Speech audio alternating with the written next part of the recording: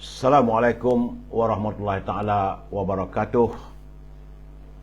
Salam pencerahan, salam kemerdekaan, salam untuk teman-teman yang berkesempatan bersama dengan saya pada malam ini. Apa khabar anda semua?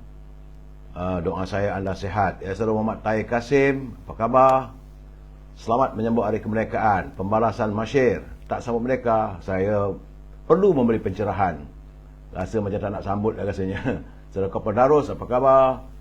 Puan Rosinin Kurungot, Saudara Syah Ibrahim, Saudara Syarul Azam, Saudara Razali Rabun, Razali, Pembalasan Masyar. Balun tu, sabar. Saudara Sabarudin Din, Saudara Yusuf Awang. Itu juga dengan Saudara Yahya Abdul Samad, Saudara Rahim Bahulu, Saudara Puan Diana Esther Chong. How are you, Diana? From Sabah, ya? Saya baru balik dari Sabah, Diana. Hafini Yusof, Saudara Mak Nazari Syafi'i dari Alustar. Apa khabar? Cik. Puan Marabiah Abdullah. Salam kemerdekaan. Ahmad Kamariah, Rusinin Kuringot. Jangan lupa like, share dan subscribe. Di samping itu, subscribe jugalah dekat Instagram. Saudara Ramli Karim, apa khabar? Orang Keluang, lama tak dengar cerita. Mi Syuhaimi, Fakri Sani, Saudara Yauman Waras, Saudara Hazrul Aidi, Saudara Madam K, teman kita di Instagram. Kak Minah, apa khabar? Puan Minah daripada Terengganu. My friend Cik Pa Muhammad Noor dari Kelantan, Muhammad Safari Zainuddin, Syaril Saleh, Saudara Ibrahim Cik Muda, Saudara Muhammad Syaril, Awang Yusof. Salam kemerdekaan yang suram. Sejuk. Saudara Muhammad Syaril, Azhar Tok Kaya. Ini teman kita di Instagram. Zafril Dayan, Samsudin, Puan Nur Maria, Saudara Mustafa Ilyas. Begitu juga dengan Saudara Zazir Buhari, Muhammad Khairul Kamarudin, Muhammad Syaril, UMNO milik BN. Memang pun. Ya, Joka Karim, teman kita di Instagram. Jangan lupa like, share dan subscribe. Bagi saya, bila saya tengok naik saja like, share dan subscribe itulah memberi kebahagiaan kepada saya. Terima kasih kepada anda yang kesempatan dengan saya.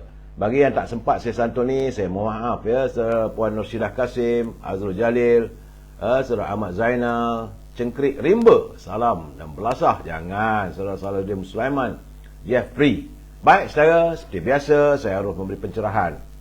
Hari ini adalah hari Selasa 30 Ogos dan malam ini malam kemerdekaan saudara. Tapi nampak gayanya COVID-19 sudah masuk hari ke-891. Cuma dari laporan saudara Rio bersama dengan saudara Jamil Idris awal pagi tadi, nampak gayanya ada pengurangan yang agak ketara sedikit, iaitu kemarin 2151, semalam 1946. Susut yang begitu ketara, menjadikan jumlah jangkitan yang kumulatif adalah 4,778,140 orang yang dapat dirawat dengan baik oleh Kementerian Kesihatan, 4,710,366. Bagaimanapun tak selap saya, sambil-sambil kita menyambut kemerdekaan ini, dilaporkan 8 kematian berlaku kesan jangkitan virus corona. Jumlah kematian keseluruhan sudah pun mencecah 36,206. Cuma saya heran tak nampak pun like, share dan subscribe di Facebook. Instagram nampak laju, alhamdulillah. Saudara Isma Jeffrey, Awan Tadorsi, Cik Rosli, Syarifah Hafifah, Merdeka. Saudara Mansur Wahab, Hajar Robiah. Baik saudara, dari laporan yang saya terima, cuma saya tak tahu kenapa tak nampak like, share dan subscribe di Facebook. Saudara, dari isi laporan tersebut terdapat peningkatan jangkitan cuma di 5 negeri dan susut di 11 negeri. Kesemuanya sebenarnya susut saudara. Selangor susut kepada 633, Wilayah Persekutuan 246, Sabah susut 180, dan Perak 139. Cuma 4 negeri saja yang jangkitannya di atas 100. Lain-lain negeri di bawah 100. Alhamdulillah, berusahalah kita untuk memastikan jangkitan virus corona ini segera dapat kita kekang. Terima kasih Saudara Yusuf Sulaiman, Latifah Ahmad Yusof, Saudara Yusli Yunus. Saya tengok like dan share dan subscribe di di Instagram. Facebook tak nampak, tak tahu, mungkin apalah, tak tahulah. Rubidin, apa khabar? Salam kemerdekaan, semoga kita semua berbahagia. Kena Godam, Fendi Zakri, Azri Nordin. Terima kasih Saudara Azli. Kita Zainuddin, Saudara Hashim, Saudara Haji Wan Ismail, Jaka Linglung. Kena Godam badan saya yang tak susut-susut. Sabar saudara. Baik saudara, minta izin untuk e-commerce. Berniaga juga saudara malam kemerdekaan ini. Saudara awangku, Saudara Habibah Jonet, Saudara Omar Melaka, Datuk Aziz, apa khabar tu? Al-Bakari Alba. Bagi mereka yang punya produk, sila hubungi Al-Azhar untuk membolehkan saya mewawarkan produk anda. Azhar boleh dihubungi di talian 01133041241241. Dan jangan lupa, bila berhubung dengan Al-Azhar, Al-Bakur, itu setangi bakurnya, memang wangilah aromanya saudara. Dan juga wangi-wangian perfume dari Timur Tengah. Saya pakai Amir Al-Khud, memang wangi saudara. Dan dia Azhar juga memasarkan gula O. Ini untuk mereka yang concern pasal kesihatan. Saudara Wahab Zain, Nur Azila Yahya, saudara Cik Pa, Muhammad Nur, apa itu, ada tu, apa dia tu. Kalau tak dapat berhubung dengan Azhar, boleh berhubung dengan Siti Farehah di talian 0177114300. Jangan lupa dendeng manis Siti Farehah. Ya saudara Juhasri, Nani 48, Puan Nur Azila Yahya. Di Instagram, di Facebook saudara Mutalib Mekmun, saudara Azami Segamat, dari Segamat saudara Anwar Mahmud, Maimun Khalid, Nilawati Ainul. Siti Farehah boleh dihubungi di talian 0177114300. Saudara, kalau saudara nakkan buah-buahan, sila hubungi Syauqi. Ini untuk teman-teman di Lembah Kelang. Saudara, buah-buahan tersebut boleh dihantar terus ke rumah saudara. Syauqi boleh dihubungi di talian 0123575703. Dan terakhir sekali, tentulah makanan kegemaran saya, iaitu popiah sira Lady Maria. Sedap saudara. Juasri, Pak Dindek, Supar Kamsi. Ini teman kita di Instagram. Jangan lupa like, share dan subscribe di Instagram. Apa khabar Saudara Ramli Putih, Pak Tam Kedah. Ya saudara, popiah sira Lady Maria rasanya pedas, rangup dan manis. Sila hubungi Nizam di talian 0194351203. Mampu rasa, sedap dan harganya murah saudara. Itulah tadi seketika untuk e-commerce. Baik saudara, kita masuk saudara Kamal Arifin, kuih seruh. Tajuk kita belum lagi, sabar. Kita masuk naluri kehidupan dulu saudara. Kerana dalam menjalani kehidupan sehari-hari saudara, kita tidak dapat lari daripada melakukan kesilapan dan kesalahan. Saat kita berurusan ataupun kita berurusan dengan orang ramai, sama ada kita melakukan kesalahan ataupun kesilapan kecil atau besar, justru itu kita dituntut supaya sentiasa berhati-hati. Jangan sampai melakukan kesalahan yang sama berulang kali saudara. Saudara Ismailis, saudara Supar Kamsi. Sebagai orang yang beriman, kadang-kadang kita harus bersoal ataupun menanyakan diri kita, mampukah kita melupakan setiap kesalahan orang lain kepada kita? Biarpun apa yang dilakukan itu menyakitkan hati kita. Kita selalu diingatkan supaya melupakan sahaja dan tidak membalas dendam terhadap perbuatan tersebut. Jadi kepada mereka yang beriman, sudah tentu menganggap kesalahan orang kepadanya bukan satu masalah besar. Tetapi tidak semua orang mampu buat demikian. Dalam Islam, saudara, umatnya diajar supaya tidak mudah berasa tersinggung atau menaruh dendam terhadap perbuatan orang lain, terhadap dirinya sendiri. Jadi bolehkah kita begitu mudah memaafkan atau mengampunkan kesalahan orang lain? Tepuk dada, tanyalah saudara. Allah memberikan ganjaran ke atas orang yang sabar saudara. Seharusnya kita tidak mudah bertindak balas terhadap orang yang menyakiti hati kita. Sebaliknya memberi peluang kepada mereka untuk bertaubat. Sedangkan Nabi ampunkan umat, mengapakah kita sama manusia tidak boleh saling memaafkan antara satu sama lain? Manakah lebih besar? Sama ada kita berdosa sama manusia dengan dosa kita terhadap Allah SWT. Jadi, mereka yang selalu memaafkan kesalahan orang lain sebenarnya memiliki jiwa besar, jiwa yang tenang, dan mereka tidak akan jadi seorang yang pemarah, serta mampu mengawal emosi dan dapat menyusun atur hidupnya dengan sempurna, berbanding dengan mereka yang bertentangan dengan sifat seorang yang pemaaf. Oleh demikian, sebagai insan yang lemah dan serba kekurangan, kita sentiasalah bersedia untuk memaafkan kesalahan orang lain terhadap diri kita. Ingat saudara, itu naluri kehidupan kita.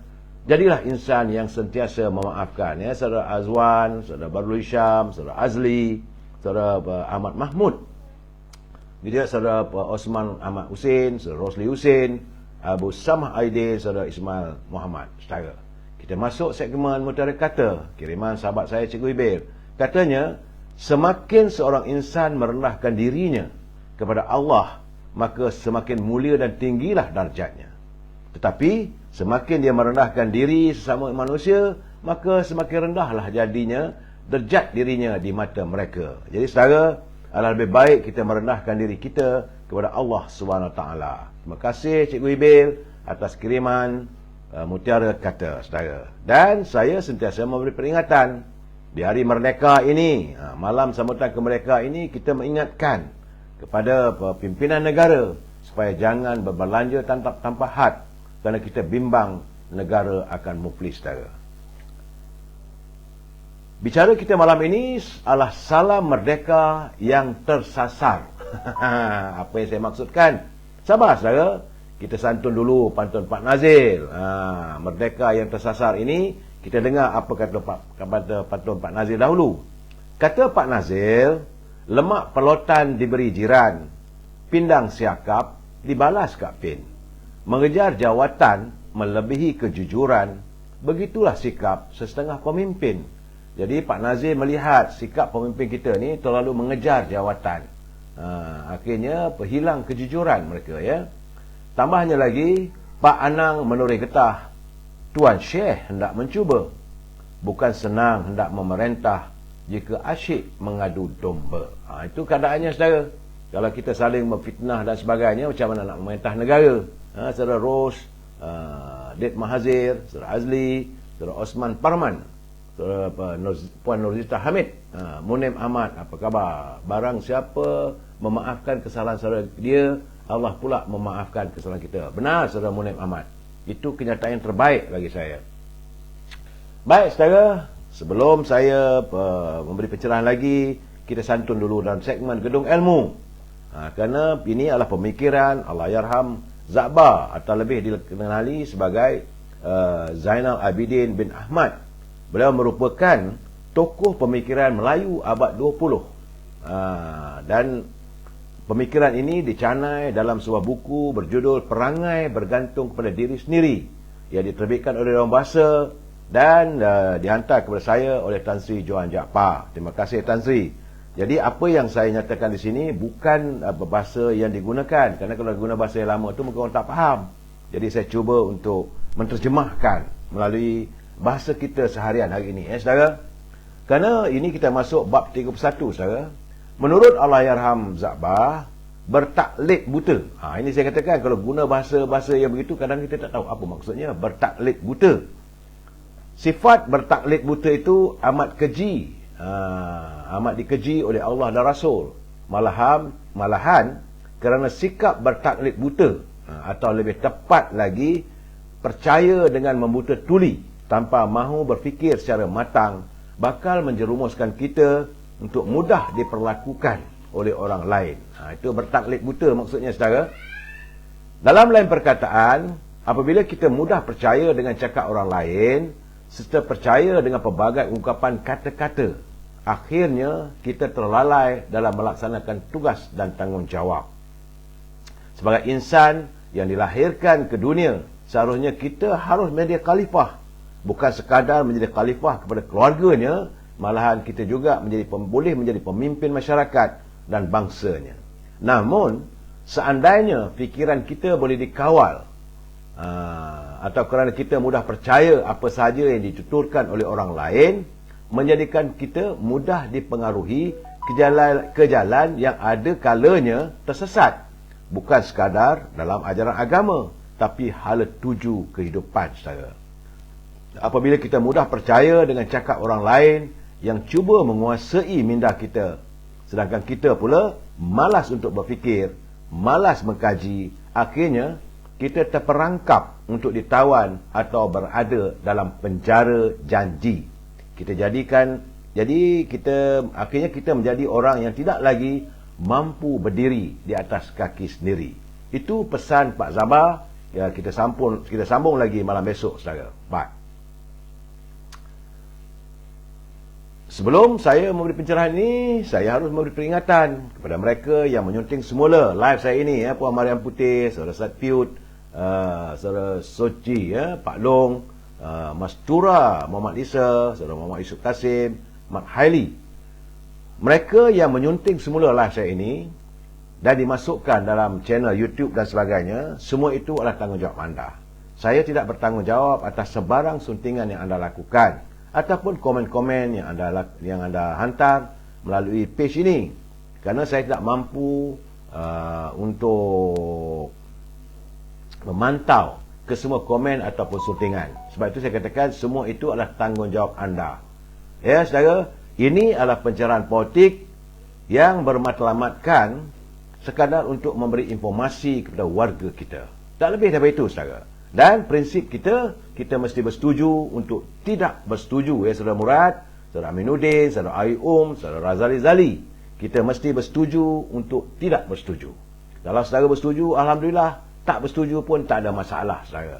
Tetapi kalau saudara ingin menyanggah ataupun berhujah, sila lontarkan pandangan dan fikiran anda dalam halaman ini, tapi dengan syarat gunakan bahasa yang molek-molek, bahasa yang harmonis, kerana kita adalah warga cinta damai. Saudara Ana Zack, Saudara Hassan Mat Yusof, Saudara Azli Nordin, kita pasti gunakan bahasa yang baik, tak ada masalah, sebab kita adalah warga cinta damai, saudara. Baik, hari ini cuaca masih lagi seperti biasa, saudara. Macam semalam saya katakan, kemarin berlaku di Pakistan, berjuta orang terlibat, ratusan ribu orang meninggal. Rupanya tempat kita juga berlaku banjir, iaitu di kabarnya semalam berlaku banjir di Bangi. Dan tempat-tempat lain saya belum mendapat laporan. Cuma cuaca awal pagi panas, masuk 12 tengah hari dia sejuk dan mula hujan. Ini saya harap saudara kita berhati-hati bagi tempat-tempat yang selalu mudah dijengah oleh hujan. Tengoklah keadaan. Kalau banjir, kalau pihak berkuasa minta kita pindah, segeralah kita pindah. Kerana keadaan cuaca sekarang amat tidak menentu, saudara. Dalam keadaan begitu, saudara, saya mendapat laporan bahawa inflasi negara kita sekarang ini sudah pun mencecah pada angka 4.4% daripada 2.8% 2 bulan yang lalu, saudara. Dan ini merupakan angka ataupun antara yang tertinggi dalam sejarah negara kita, saudara. Sebab itu kita nak tanya pada pimpinan, khususnya di Kementerian Kewangan, datang ke mana pula dengan menaikkan OPR yang diumumkan oleh Bank Negara itu untuk menurunkan kadar inflasi. Sebab apabila Amerika juga menaikkan OPR-nya kepada 9%, juga Amerika turut terdedah kepada inflasi yang terlalu tinggi, hingga mereka gagal untuk menangani masalah inflasi. Jadi Kementerian Kewangan, Bank Negara harus mengkaji, jangan naikkan OPR-nya. Dalam keadaan sekarang ini pun, saudara, kalau nak menyelamatkan ringgit Malaysia pun saya tak nampak. Sebab semalam waktu ditutup, hari ini pun awal pagi tadi, ringgit Malaysia nampaknya terus merudum pada kadar RM4.48 berbanding $1 Amerika. Jadi ada orang meramalkan apakah ini memungkinkan kenyataan mereka sebelum ini, bahawa ringgit diramalkan menjelang hujung tahun ini berada pada paras RM5.40 bagi $1. Jika ini berlaku, tentulah kita akan terjebak dalam masalah untuk mendapatkan bekalan makanan, kerana kita penggantungan kita kepada makanan adalah di luar negara berlalu tinggi. Bila kita membeli ataupun memesan makanan dari luar negara itu, kita menggunakan pertukarannya adalah menggunakan wang dolar Amerika. Maka akhirnya beras mahal, segala keperluan yang kita perlukan dalam kehidupan kita akan meningkat. Sebab itu berhati-hati saudara, berjimat cermatlah. Keadaan-keadaan yang begini memang tidak begitu menyenangkan, agak menggusarkan kita saudara. Saya haraplah supaya pimpinan negara berusaha mencari jalan supaya dapat menahan agar ringgit Malaysia tidak berterusan dan jadi sampai RM5.40 berbanding $1 nanti, itu dah parahlah kita. Saya mengharapkan dalam keadaan begini, sebab itu yang kita tuntut segerakan pilihan raya untuk menstabilkan politik dan menstabilkan ekonomi. Saudara Lee Kam Siak, saudara Aisyah, saudara Cik Zul Rahim, Syam, apa khabar? Saudara Zulkifli, SL Service Absorber, dia pesan jangan lupa like, share dan subscribe. Tolonglah katanya. Terima kasih saudara SL Service mengingatkan teman-teman. Ya, Mayang Cha, kata Mayang Cha, rakyat terkapai-kapai tenggelam, air dah sampai ke mulut, pemimpin sibuk dengan projek. Iki Santung sendiri, saya Mayang Syah. Memanglah saya tak nafikan benda itu sedang berlaku sekarang. Sebab itu kita mengharapkan agar segeralah dicari untuk mencari pemimpin yang benar-benar jujur dan ikhlas untuk mentadbir negara saya. Bagaimanapun hari ini saya mendapat laporan melalui media sosial Cinca yang melaporkan bahawa Presiden PAS Tan Sri Abdul Hadi Awang telah pun dipanggil ke Bukit Aman untuk memberi keterangan berhubung dakwaan beliau yang mengeluarkan kenyataan berbau perkauman. Ia berkaitan dengan isu rasuah baru ini.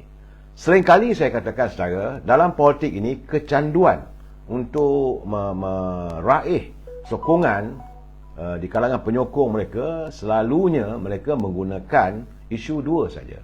Sama ada isu agama ataupun isu rasis. Waktu saya belajar dulu pun, profesor saya mengatakan, dalam politik ini, the opium of politik ataupun kecanduan dalam berpolitik, dua. Sama ada isu mereka itu menggunakan isu rasis. Kalau di negara barat itu sama ada kulit hitam, kulit putih.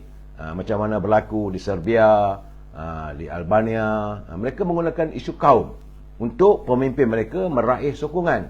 Ataupun menggunakan isu agama. Bagi mereka yang pakar soal agama ini, mereka menjaja isu-isu agama itu untuk mendapatkan sokongan. Sebagaimana yang digusarkan oleh baginda Rasulullah SAW. Pernah baginda bercerita pada sahabatnya bahawa umat akhir zaman nanti mereka akan menjajakan ayat-ayat suci Al-Quran untuk kekayaan dan pengaruh. Itu keadaannya saudara. Jadi bagaimanapun, menurut Ketua Komunikasi Korporat Polis Diraja, Asisten Komisioner A. Skandar Guru, siasatan dijalankan susulan pihaknya menerima terdapat 28 laporan polis ke atas ahli Parlimen Marang itu. Siasatan dijalankan oleh Unit Siasatan Jenayah Terkelas bahagian pendakwaan Undang-Undang D5, Jabatan Siasatan Jenayah di bawah Seksyen 505 Kanun Kesiasaan kerana mengeluarkan kenyataan dengan niat mengapikan mana-mana golongan atau kaum. Selain itu, kes itu juga disiasat mengikut Seksyen 233 Akta Komunikasi dan Multimedia. Jadi Tan Sri Hadi telah pun dipanggil. Kabarnya hari ini telah pun ke Bukit Aman saudara. Itu isu laporan polis. Ada lagi saudara, banyak laporan sekarang ni. Saya nampak gayanya saya bersimpatilah dengan pasukan polis kita. Masa mereka banyak digunakan untuk menyiasat orang politik pula. Saudara Jaharuddin, saudara Roslan, saudara Badariah, Puan Badariah Akub, Yahya Rashid, saudara Judge Alamin, Asbuddin Long, tak nampak baca ni, saudara Azli Nordin sembang. Memanglah kita bersembang saudara, tak banyak lebih daripada itu saudara. Jadi sekarang ni saudara, saya melihat antara yang kegawatan berlaku dalam politik. Saya nampak sekarang ni peperangan selain daripada melontarkan ke pelbagai tuduhan terhadap UMNO dan Barisan Nasional, nampak gayanya Rafizi, ini pakar sembang Rafizi telah pun menghalakan serangannya terhadap Datuk Seri Dr. Latif. Saya rasa ini seolah perang antara PKR dengan PBM. Saudara, kerana menurut ini kenyataan Saudara Muhammad Datuk Muhammad Fuad Zakasi, Dr. Latif kena jawablah apabila dia mengatakan bahawa dia tidak memiliki isteri bernama Zainab Mat Saleh. Jadi dalam keadaan begitu terkedulah Rafizi. Jadi dalam keadaan begitu sekarang ini Rafizi harus mencari bukti apakah benar yang dituduh itu Zainab itu isteri kedua Dr. Latif. Saya melihat keadaan ini nampaknya berlarutan dalam isu kebejatan di Kementerian Pertahanan waktu Dr. Latif menjadi Timbalan Menteri Pertahanan. Sebab itu kata Rafizi, sewajarnya Dr. Abdul Latif ini dipecat daripada kabinet katanya. Jadi dalam keadaan begitu kita melihat bagaimana Dr. Latif setelah semalam mengeluarkan kenyataan. Kata Dr. Latif, dia kata menjelang PRU15 ini saya dijadikan bahan serangan oleh Rafizi Ramli, iaitu Timbalan Presiden PKR. Permainan politik Rafizi amat mudah, iaitu dia cuba menunjukkan pemimpin bersatu juga korup dan tidak layak dipilih pada PRU15. Itu kata Dr. Latif. Jadi modal fitnah Rafizi adalah kononnya terdapat satu laporan forensik oleh Alliance IFA Sdn Bhd kepada Boston Heavy Industry Corporation. Ya, Rafizi katanya mentohmah bahawa beliau mempunyai seorang isteri kedua bernama Zainab.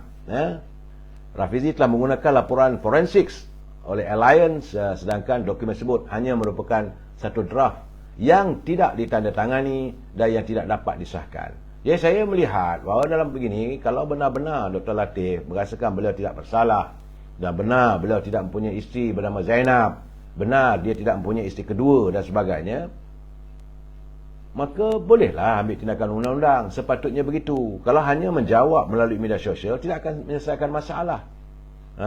Kerana dia kata, bila dia kata Rafizi melindungi fakta bahawa pendahuluan laporan forensik sebut secara jelas memberikan amaran notice to the reader. Itu dalam keadaan begitu saya menyarankan agar Dr. Latif bersikap sebagai anak jantan, samalah. Itu saja. Supaya kita dah lenjan. Warga UMNO dah mangli lah kata orang Kedah dengan isu-isu lontaran, tomahan dan sebagainya. Jadi bagi kita, kalau ada fakta, tunjukkan bukti, kemudian laporlah pada pihak berkuasa.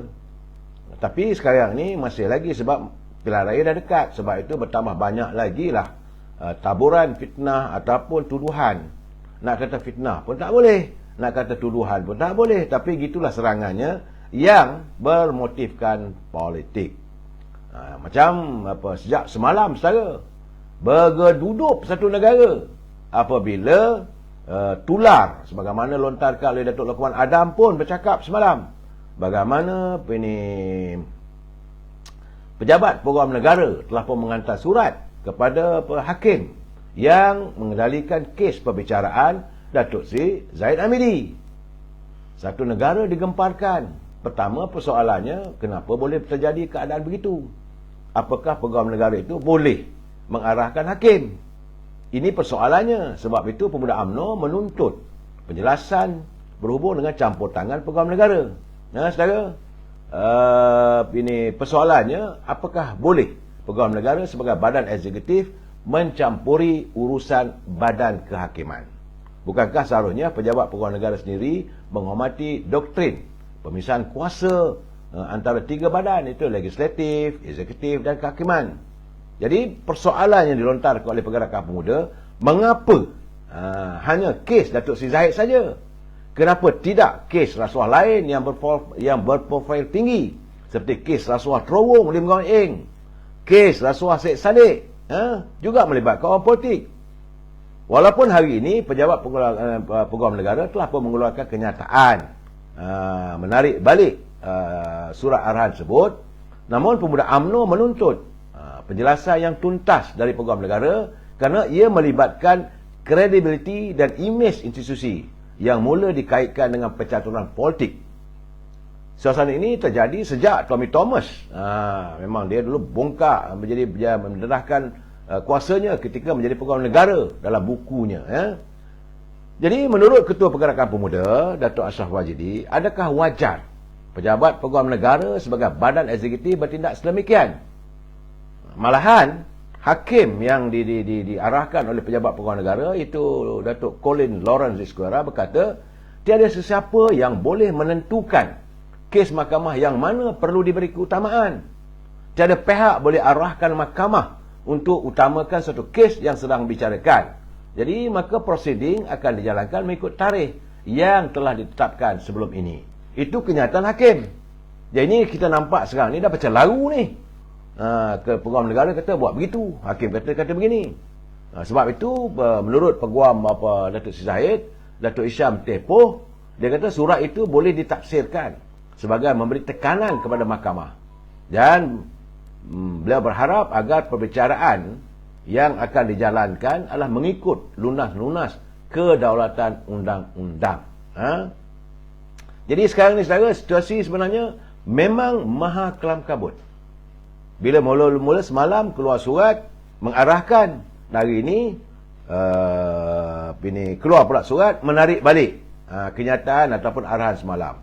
Cuma yang agak menjadi persoalannya dalam surat itu ayatnya. Saya sebagai orang jurnalis, saya baca tentang ayatnya yang ditulis.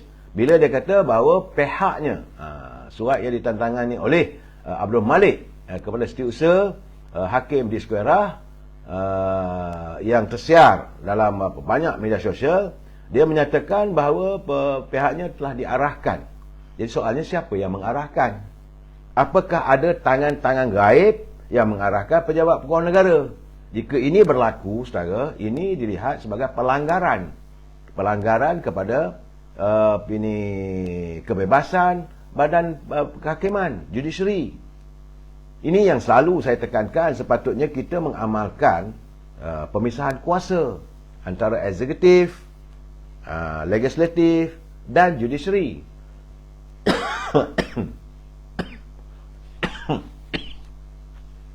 Eksekutif, saudara, siap, minum siap. Badan eksekutif terdiri daripada pejabat Perdana Menteri, Menteri, KSU, Peguam Negara dan pentadbir. Itu eksekutif, saudara. Kemudian kita ada badan legislatif, iaitu ahli-ahli parlimen dan ahli Dewan Negeri serta ahli Dewan Negara. Ini badan legislatif yang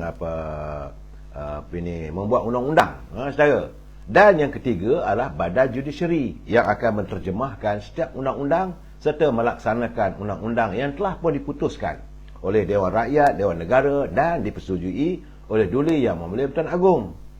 Tapi sekarang ni dilihat kalau ada campur tangan, sama ada eksekutif mencampuri urusan judiciary, ini adalah pelanggaran dalam sistem demokrasi pemisah kuasa ini, saudara. Jadi dalam keadaan ini, saudara,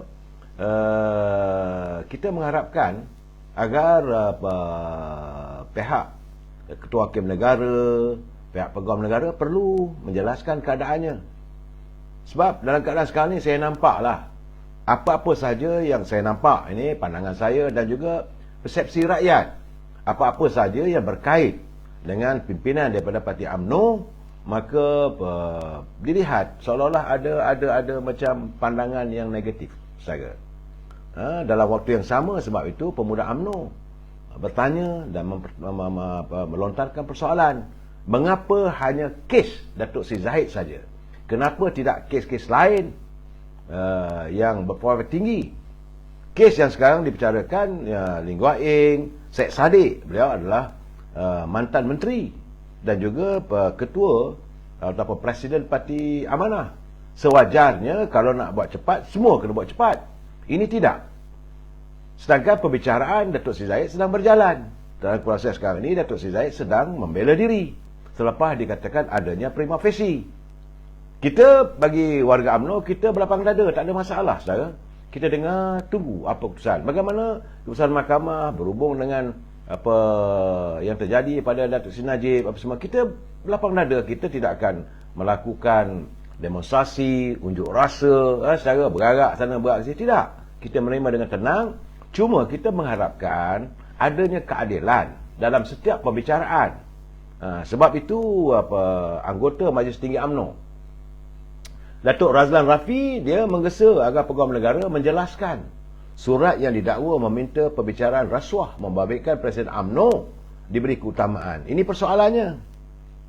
Dalam satu kenyataannya, dia mempersoalkan mengapa Peguam Negara tergesa-gesa untuk mempercepat kes itu. Jadi bila nak bertanya, apakah niat sebenar yang mahu dizahirkan. Kenapa ia tidak lakukan sama seperti kes-kes yang lain. Jadi dalam keadaan begini, saudara, kita haraplah agar bidang judisiari ini benar-benar dapat segera dibersihkanlah. Bahawa pengasingan kuasa ini perlu dilakukan, ya saudara. Saya merasakan bahawa bila adanya surat bahawa kes MAD mesti disegerakan, dan kes perbicaraan 1 MDB, 1 MDB yang melibatkan Datuk Seri Najib dikemudiankan. Apakah mahu disegerakan supaya Presiden UMNO ini terpenjarakan? Atau apakah sudah ada usaha-usaha untuk keputusan yang tidak menyebelahi Datuk Zahid? Ini persalahannya. Jadi sekarang saudara, kita timbul masalah lah, sebab pihak pendakwa telah menyatakan, walaupun telah menyatakan menarik balik surat yang pertama dulu, tapi persoalannya apakah motif dan apakah tujuan sebenar surat pendakwaan itu dihantar kepada Yang Arif Hakim perbicaraan. Jadi mengapakah pendakwaan mahu kes tersebut diutamakan? Kenapa? Persoalan sekarang ni kita tahu kenapa mesti diutamakan. Sepatutnya sedang berjalan, tak sepatutnya ada arahan tertentu. Jadi persoalan juga kita nak tanya, di atas kuasa ataupun undang-undang manakah yang memberi kuasa kepada pihak pendakwaan untuk memohon agar kes diutamakan? Apakah surat sebut boleh dilihat tidak bercampur, tidak dilihat sebagai campur tangan pihak luar ke atas judisiari? Apakah keperluan untuk mengutamakan pecahan kes tersebut?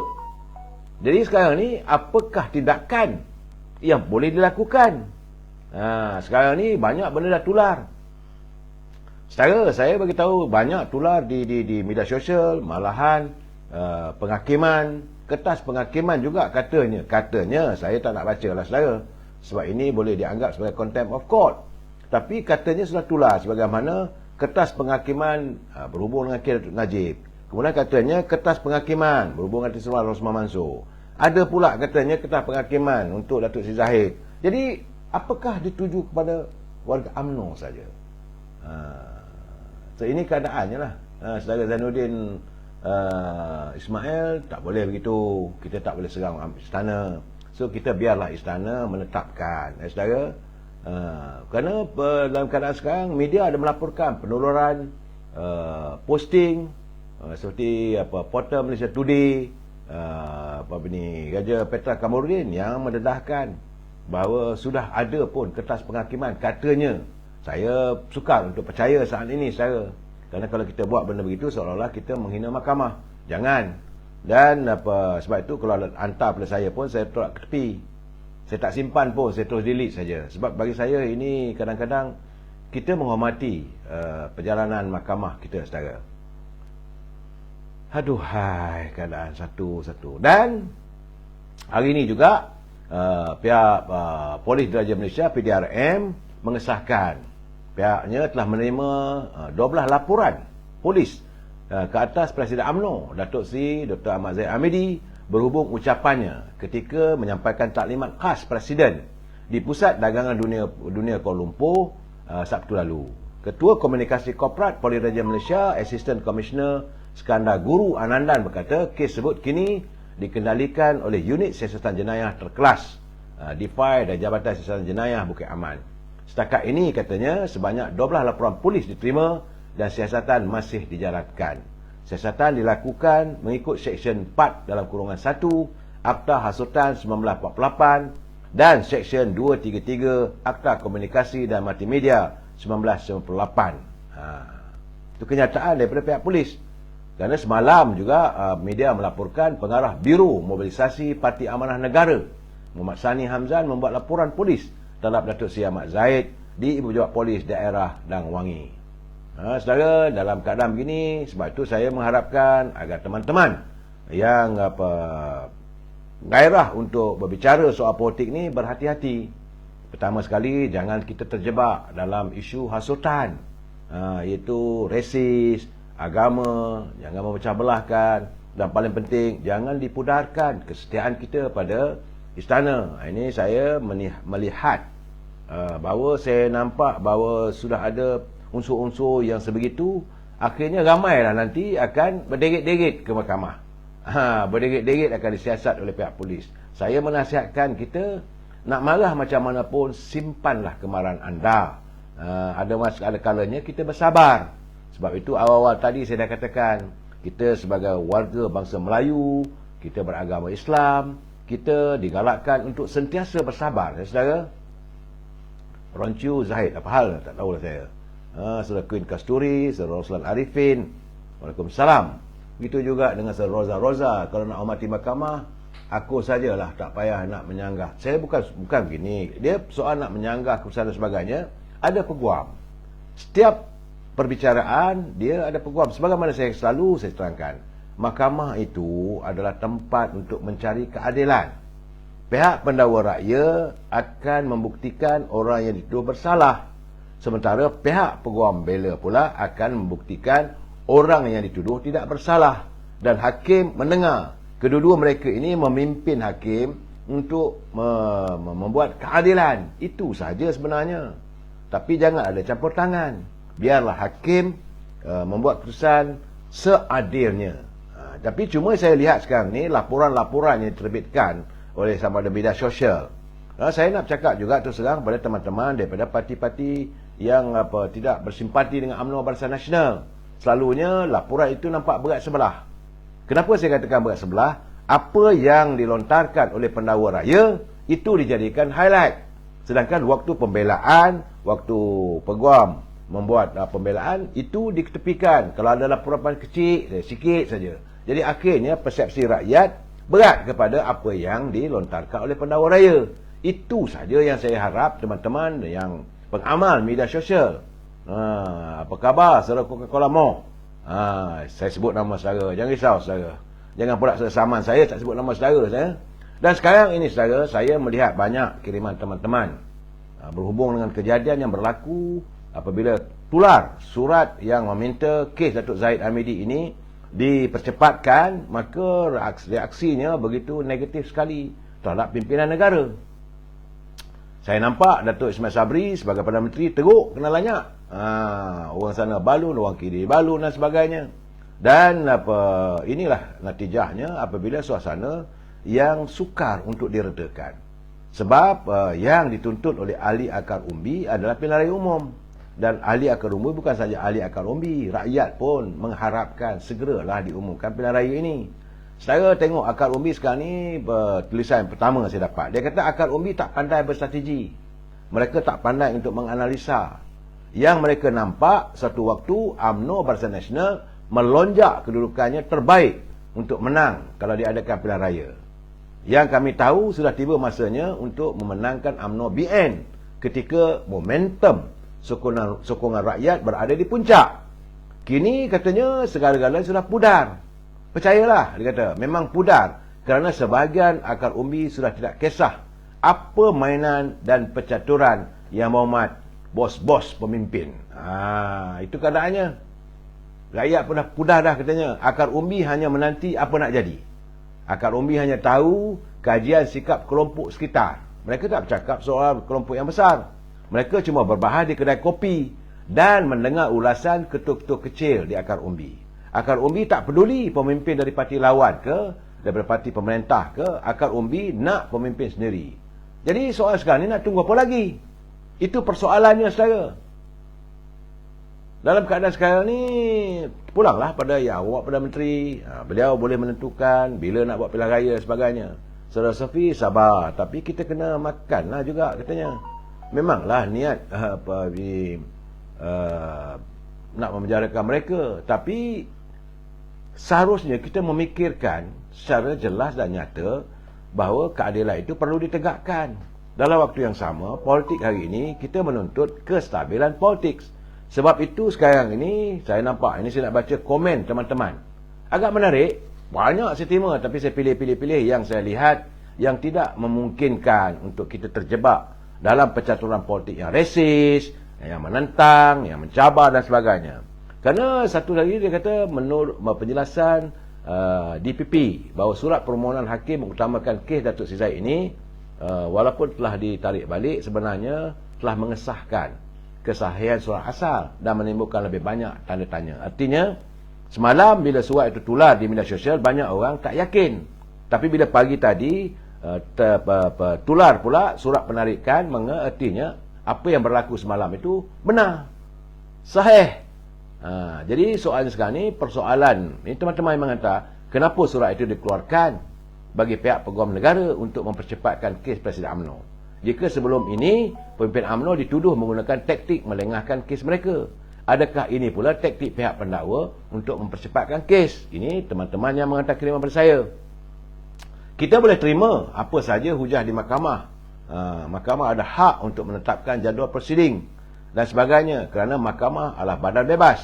Tapi mengapa pula pendakwa yang boleh mempengaruhi jadual?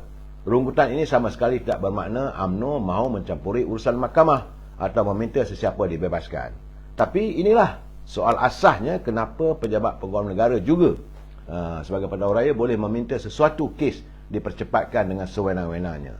Dan ia memperkukuhkan apa yang UMNO dan Barisan Nasional perjuangkan selama ini, iaitu kita perlu dengan segera melakukan pengasingan peranan antara peguam negara dan pendakwa raya. Ini tuntutan UMNO, memang inilah kita yang ingin dilakukan. Sebab itu Presiden UMNO dah mengatakan sudah sampai masanya kita melakukan reform ataupun islah, bukan hanya kepimpinan dalam parti politik, tapi juga dengan badan-badan kerajaan. Kerana kuasa peguam negara mengikut perkara 145 dalam kurungan 3 Perlembagaan Persekutuan memberi kuasa kepada peguam negara yang boleh dijalankan menurut budi bicaranya untuk memulakan atau menjalankan atau memberhentikan apa-apa prosiding bagi satu kesalahan. Kerana itu, panggilan agar pemisahan kuasa antara peguam negara dan pendakwa raya adalah wajar dan harus dilakukan. Maka seharusnya semua pihak tidak mempersoalkan motif UMNO untuk meminta perubahan kepada perkara ini. Itu kenyataan daripada Saudara Syaril, selaku Ketua Perangai UMNO. Dan sekarang ini soal teguran sekarang ni mula bersoal bahawa sampai bila kita mahu dimainkan. Kerana Yang Amat Berhormat Perdana Menteri telah pun memberi jaminan kepada Majlis Tinggi UMNO bahawa beliau akan mengadakan pilihan raya dalam tahun ini. Dalam masa yang sama, gerakan untuk menyegerakan pemenjaraan Presiden pula dijalankan. Itu persoalan bila timbul keadaan begini. Saya mentang-mentang lah Datuk Seri Najib sudah ke penjara. Nampaknya bersungguh-sungguh pula mereka mahu mempercepatkan kes Datuk Zahid. Itu keadaannya. UMNO waktu ini, ini secara kiriman teman-teman, UMNO waktu ini menyaksikan pemimpin UMNO sendiri membunuh karier pemimpin itu sendiri. Kesannya nanti akan hancurlah UMNO. Ini tidak berlaku dalam parti-parti pembangkang, tidak berlaku dalam parti PAS, tidak berlaku dalam parti PEN atau parti Amanah, tidak berlaku dalam parti DAP, tidak berlaku dalam parti Keadilan, tidak juga berlaku dalam parti PBM. Jauh sekali ia terjadi dalam parti muda. Apa yang berlaku sekarang ni dilihat parti UMNO yang sedang menggapai yakin rakyat sudah untuk saling mau membunuh antara satu sama lain dalam aspek karier politik. Bukan nak bunuh peribadi saya, membunuh karier politik masing-masing. Kenapa ini boleh berlaku? Kenapa persoalan ini boleh terjadi di saat pada selepas saja UMNO, Barisan Nasional menang di Melaka, menang di Johor, dan ada tanda-tanda kebangkitan UMNO untuk kembali menggapai kuasa di anjung kuasa disiplin pidana. Kenapa? Sebab itu saya katakan, keadaan ini membuatkan rakyat marah melihat pimpinan dalam UMNO tak habis-habis berebut kuasa. Ya, kita lihat saudara. Sejujur saya katakan, selepas UMNO Barisan Nasional ditumbangkan dalam pilihan raya yang ke-14 dulu, memang ramai pimpin UMNO yang masuk gua, yang lari, yang mana jadi ketua bahagian pun tak nak bertanding ketua bahagian, meninggalkan batera UMNO. Ya, jadi katak, yang terjun batera, terjun batera, yang senyap sepi. Tetapi selepas adanya mereka melihat kebangkitan hasil daripada kepimpinan Datuk Seri Zahid, jangan dinafikan soal ini saya. Dalam kepayahan, tanpa punya jawatan sebagai pembangkang, namun UMNO mampu bangkit. Bila melihat kebangkitan ini, mulalah mereka mencari usaha, mencari upaya untuk menyelit. Ini orang-orang begini, saya rasa orang ini tak layak untuk terus dijadikan pemimpin dalam wadah kepimpinan UMNO. Bila UMNO susah, mereka tinggalkan. Nampak nak senang sikit, mula datang balik. Sebab itu saya amat bersetuju. Saya amat bersetuju dengan pandangan Presiden. Dia kata kali ini kita nak tukar semualah. Tak payah lagi lah muka-muka yang comot dengan macam-macam cerita. Mereka jangan lupa bahawa mereka juga ada kes-kes tertentu. Jangan hanya hala kepada Presiden saja. Kadang-kadang yang agak mengecewakan, mereka memberi buah tanggung kepada parti pembangkang. Orang ni bersalah, orang ni lah, orang tu, orang ini. Kenapa jadi begitu? Nampak sangat kita ni seolah-olah mabuk kemabukan kuasa, hendakkan jawatan. Sepatutnya disantuni satu kesepaduan, kesepakatan. Sudahlah kita gagal dalam untuk menyantunkan dalam muafakat nasional. Apa nak buat? Apa yang cuba disantuni oleh Presiden UMNO Datuk Zahid dengan warga PAS akhirnya berkecai tengah jalan. Siapa yang membuat onarnya? Saya malah nak tuduh sesiapa, tapi awal-awal dulu saya dah menentang adanya usaha-usaha untuk membawa masuk PBM dalam gagasan muafakat nasional.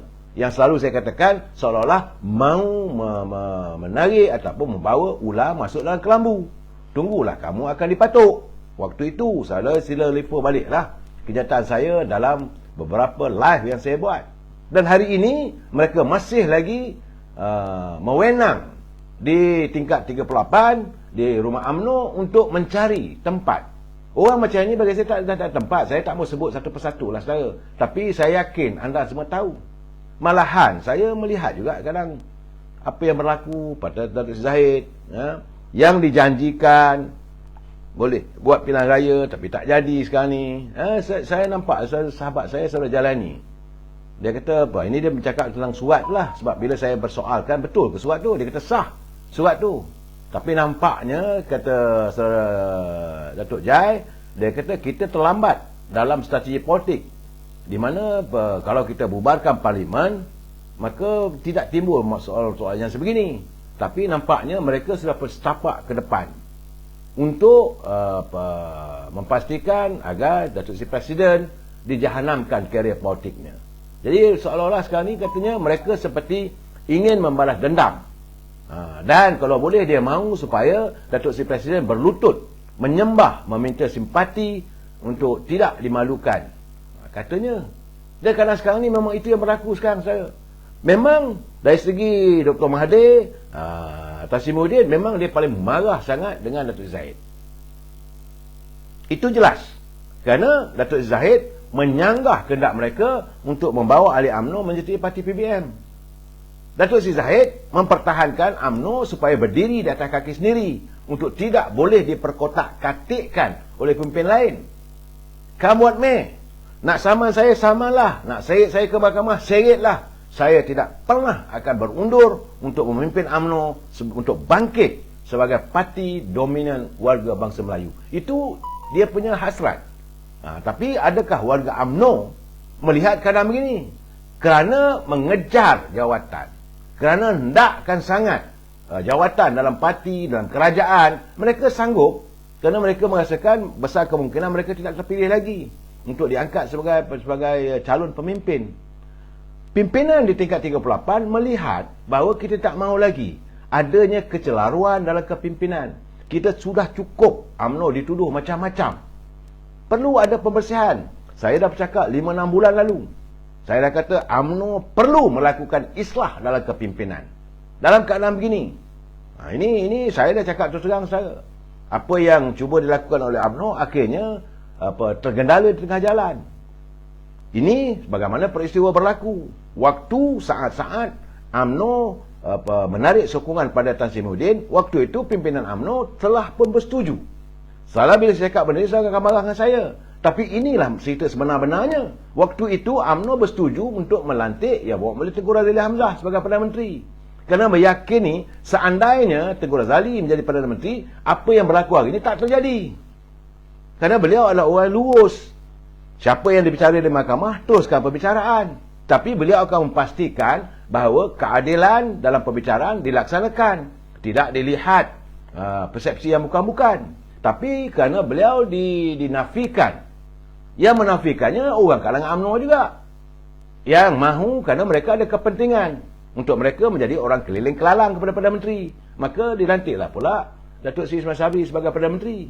Kerana begini, akhirnya apa berlaku? Apakah ekonomi negara dapat diperbaiki? Tidak. Waktu pimpinan UMNO bertemu dengan Tengku Razak Hamzah, mereka meyakini bahawa beliau mampu untuk merawat suasana ekonomi yang merudum. Dan sekarang ini berlarutan. Saya sendiri secara peribadi, saudara, saya betul berkeyakinan, walaupun dulu waktu perbalahan antara Tengku Razali dengan Dr. Mahathir, saya menyebelahi Dr. Mahathir. Tapi setelah saya mengkaji, jelas bahawa pemikiran beliau memanglah pemikiran acuan era Tun Razak yang meletakkan kepentingan rakyat mengatasi kepentingan pribadi. Sebab itu beliau mahu mempertahankan dasar ekonomi baru. Sebab itu beliau bercanggah dengan Dr. Mahathir yang meletakkan kepentingan untuk unjuran dasar penswastaan. Seandainya negara kita mengekalkan dasar ekonomi baru, saya berkeyakinan negara kita yang mempunyai hasil yang begitu banyak. Kita punya minyak dan sekarang dapat penemuan gas. Ya, gas asli yang begitu besar telaganya. Ya, di bumi negara kita. Kita mempunyai minyak kelapa sawit, kita mempunyai getah dan penghasilan kita ada. Bukan tidak ada, saudara. Tapi kenapa kita berada dalam cecah barbar? Kerana kepimpinan. Apabila kepimpinan meletakkan kroni, nepotisme dan korupsi, akhirnya kita terjebak dalam suasana yang begitu memeritkan. Sepatutnya, saudara lihat bagaimana saya selalu katakan, Norway tidak mengamali apa-apa masalah pun. Walaupun dunia mengalami masalah ekonomi, tapi kerana simpanan wang dalam bank yang begitu banyak. Saudara Epo-Sepo duk mengapu apa pula ni? Saya bukan tak mengapu, saya menceritakan realiti. Saya kadang-kadang jadi marah apabila kita salah terjah dan salah dalam membuat keputusan. Kalau waktu itu, tapi nak buat macam mana? Sebab itu saya katakan, kalaulah saat ini Perdana Menterinya yang Muhammad Tengku Razali, besar kemungkinan kita dah ada pun dah pilihan raya umum. Beliau telah pun memanggil pilihan raya umum. Kerana dalam permohonannya Tengku Razali pun bersetuju. Dalam tempoh 6 bulan, apabila ekonomi dapat diselesaikan masalahnya dan penyakit COVID-19 ini dapat diredakan, kita akan mengambil pilihan raya umum. Ini jelas, saudara. Tapi sekarang, apa dah jadi pada ekonomi kita? Berterusan. Wang negara kita bertambah susut. Kalau mengikut acuannya, jangan lupa Tengku Razali pernah jadi pengurusi Bank Dunia. Beliau tahu nak menyelesaikan. Malahan sekarang ni pimpinan negara pun tak pernah nak ambil tahu, nak berbincang dengan beliau. Apa salahnya berjumpa dengan Muhammad Tengku Razali, macam mana kita nak selesaikan masalah ni? Apa salahnya? Tidak. Jadi kalau you ketepikan dia pun tak tahu je lah. Akhirnya yang perit kehidupannya rakyat. Itu yang membuatkan saya menyuarakan Sahabat Malam. Saya bukan nak memuja yang Muhammad Tengku Razali itu sebegitu hebat, tidak. Tapi sewaktu saya bergaul dengan beliau dalam tempoh 15 tahun ni, saya dapat membaca ke arah mana. Saudara. Jadi dalam keadaan begini, saudara bolehlah tuduh. Saya nak kata apa pun tuduhlah. Saya mendahirkan apa yang berlaku. Saya lihat sendiri. Ada kiriman teman kita, dia kata jika UMNO hancur, berarti Melayu hancur. Jadi kemerdekaan tinggal sejarah. Agama terancam, maruah bangsa dihina dan dipijak. Jadi tinggallah hanya nama saja negara Malaysia. Soal sekarang ni, teman-teman kita bertanya, bila UMNO nak bertindak? Soalnya hold dulu ke YDB ke, semua bosku dah kesumpat ke penjara, sudah. Sebab itu katanya, dia kata, aduh, kerana sakitnya hati. Dia sakit hati lah pada seseorang. Jadi tunggulah, dia kata. Dalam keadaan begini, jika diteruskan apa yang dilakukan, kekhawatirannya UMNO diambang kehancuran. Ini juga yang dizahirkan. Saya berharap dalam waktu terdekat ini nak bertanya dengan Yang Muhammad Tengku Razali, macam mana nak menyelamatkan keadaan. Saya melihat bahawa di saat-saat sekarang ini sepatutnya UMNO dah bangkit. Presiden dah mencetuskan sesuatu suasana yang cukup baik. Saudara Judge Alamin, dan saya ulang bab 50 kali. Saya harus mengulangkan. Kerana saya nak melepaskan. Kerana mereka tidak faham, saudara Judge. Saya bukan nak memuja saudara. Saudara mungkin tak kenal beliau. Saudara mungkin menuduh macam-macam. Bagi saya melihat acuan pemikirannya. Saya bertemu, saya bercerita, saya berbincang. Sebab tak pernah pun ada elemen korupsi ke, ada elemen mementingkan diri, elemen kroni. Yang selalu dipikirkannya adalah rakyat dan negara. Saudara boleh marah dengan saya. Terpulanglah pada saudara. Saya bukan nak berkempen, dia pun tak bertanding apa-apa pun dah. Dia bukan nak bertanding jawatan Presiden Parti. Cuma saya sekarang ni seolah nak memulangkan pulang paku buah keras. Dah elok benda dah disusun begitu, boleh ditukar, dirombak. Akhirnya apa berlaku? Ini keadaannya. Terima kasih Saudara Zainuddin. Kita mesti bersetuju untuk tidak bersetuju. Jadi Hazri Zakiah, betul ke peletakan jawatan? Itu benar. Peletakan jawatan yang mana? Peletakan jawatan Tan Sri Muhyiddin. Sebab waktu itu kita tarik sokongan. Dan hari ini pun sama saya katakan bahawa Yang Amat Perdana Menteri pun masih lagi dalam keadaan yang sukar. Sukar saya. Kalau dibawa undi keabsahan, legitimate test di parlimen pun berat.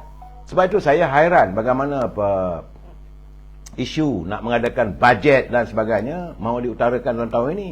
Saya tak nampak. Tadi Yang Amat Berhormat Perdana Menteri mengumumkan beberapa gula-gula untuk kaki tangan kerajaan. Persoalannya apakah hanya untuk kaki tangan kerajaan? Bagaimana warga yang lain? Bagaimana dengan walaupun saya mengingatkan jangan berbelanja tanpa had, tetapi rakyat perlu disantuni. Sekarang ni nampak gayanya soal kebajikan rakyat sudah nampaknya sunyi sepi. Nak kata bantuan BRIM 1000 pun dah tak ada. Nak kata bantuan keluarga Malaysia pun nampak gaya dah mula sunyi. Apakah sudah kita tidak punyai kecukupan? Tapi dalam keadaan begini, rakyat perlu ditangani. Kerana mereka berhadapan dengan suasana harga barangan yang masih lagi kekal mahal. Bukan okeylah kata pengurusi jihad inflasi, dia kata harga kekal begitu. Kekal artinya kekal pada harga yang naik dulu. Sepatutnya dah turun. Ini keadaannya. Saudara Rosli Tahir, pemerintah lemah, hanya merasuah jawatan demi pertahan kuasa. Inilah saya katakan bahawa ini scheme of thing. Akhirnya ahli-ahli politik negara kita ini terjebak dalam percaturan politik scheme of thing. Kalau nak dikatakan scheme of thing ini tawaran jawatan, tawaran untuk GSC dan sebagainya, itu bagi saya lah korupsi. Sampai bila negara kita harus mengalami suasana yang sebegini? Ini yang ditentang oleh, yang saya katakan tadi, saudara marah kat saya, oleh Tengku Razli Hamzah. Itu keadaannya. Saudara Mat Sepana, saya setuju. Datuk Seri Zahid dia tak memikirkan diri dia, sebab dia nak membersihkan melalui mahkamah. Asalkan sepanjang pembicaraan itu jangan ada sebarang campur tangan. Kerana apa yang berlaku padanya, dia yakin dia tidak bersalah. Biarlah dia membersihkannya. Dan Yang Amat Perdana Menteri sepatutnya tidak harus gusar. Pimpinlah negara, sebab kita dah memisahkan. Satu, you jaga kerajaan. Parti, pimpinan Datuk Zahid dan Tun Mak Hassan. Dah jelas. Tapi kenapa ada orang keliling kelalang yang menghantui pemikiran pemimpin kita untuk terjebak dalam permasalahan yang akhirnya suasana jadi kelam kabut sekarang. Saya nak cakap terang, kadang-kadang saya lihat Yang Amat Perdana Menteri ni kenapa nak ikut cakap orang. Kalau dah berjanji dalam majlis tinggi ke, dah jumpa dengan top 5, laksanakanlah. Sebab itu, saudara, saya berkeyakinan, suka tak suka kali ini, Yang Amat Perdana Menteri mungkin wajar dan separuhnya